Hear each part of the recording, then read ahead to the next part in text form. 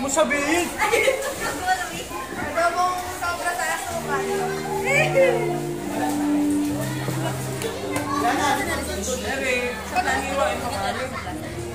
Ano ba yan?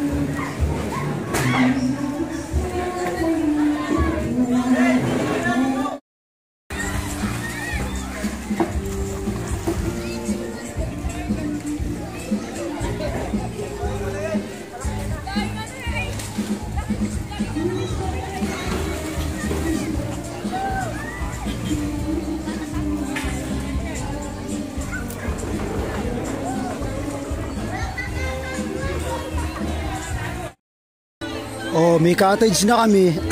May sarili rin kaming kwarto. Kumuha din kami ng sariling room.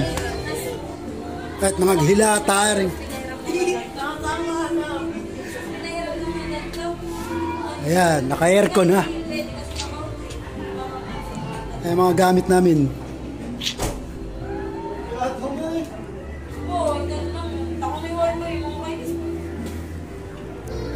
Ay, CR na. Ay, may tao ba?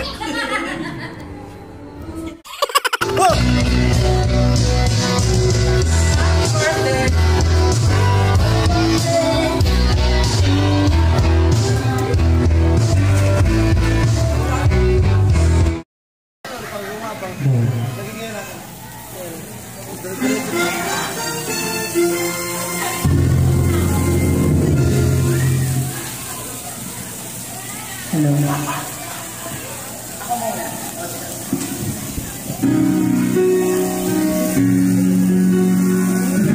Solog yata. Lakas.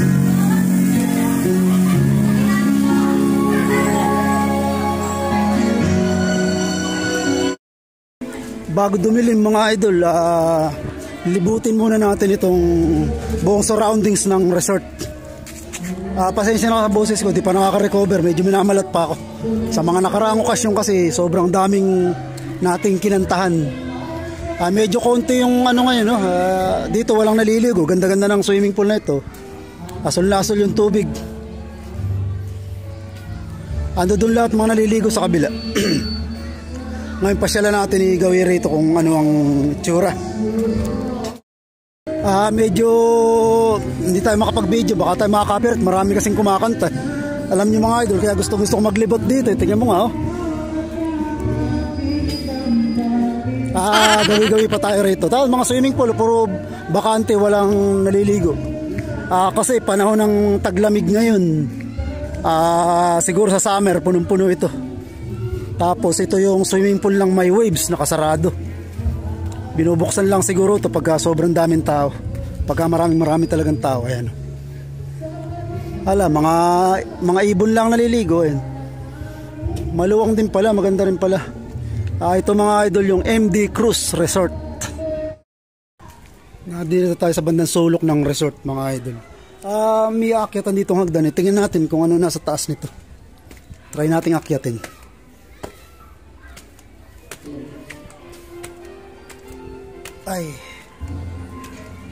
Ay, sarado pala. Ay, bukas yata. Oh, di ganda ng view. Oh, tama mga idol, oh. Ayan. Oh, tabi-tabi po. Namamasya lang po. Walang katao-tao, parang may mumu. Oh, ganda naman mga idol. Ayan. Oh, kitang-kita na ngayon yung swimming pool na may waves. Ayan yung paligid natin. Kailangan matalo ng boses ko yung kumakanta, baka tayo maka-copyright. Kailangan hindi masyado marinig yung kumakanta ron. Ayun, tapos doon pala mga idol, mga palaisdaan na doon sa gawi ron. Tapos mga bahayan na ito, mga residente ng San Pablo.